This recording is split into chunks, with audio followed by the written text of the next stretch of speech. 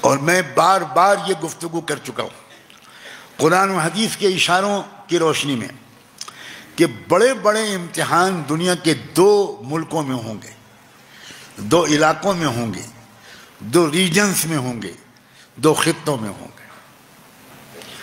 کوئی بات چھپائی نہیں گئی ہے۔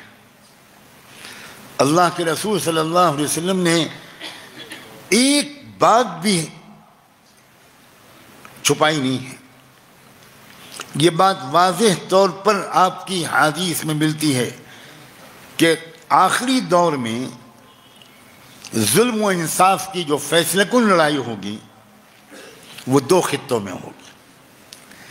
ایک خطہ ہے بیت المقدس کا، دوسرا خطہ کان کھول کے سن لیجئے وہ خطہ ہے جس کے ایک حصے میں ہم بھی رہتے ہیں۔ کان کھول کے سنیے۔ آج ہم دنیا کی خبریں سن رہے ہیں، آنے والے زمانے میں دنیا ہماری خبریں سنے گی۔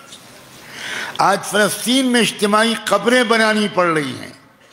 تیار رہیے اس دن کے لیے جب ہمارے ملک میں اجتماعی قبریں بنانی پڑے گی۔ اس سے زیادہ صاف لفظوں میں کیا کہوں؟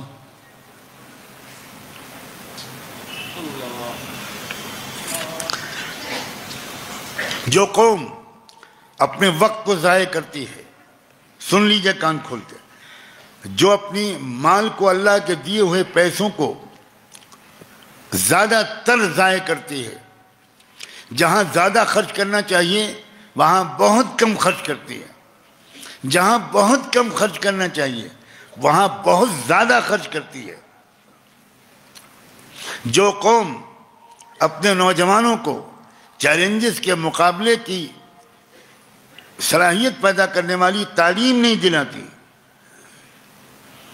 فرار اختیار کرنے والی تعلیم دلاتی ہے، وہ قوم تو تباہ و برباد ہو کر رہے گی۔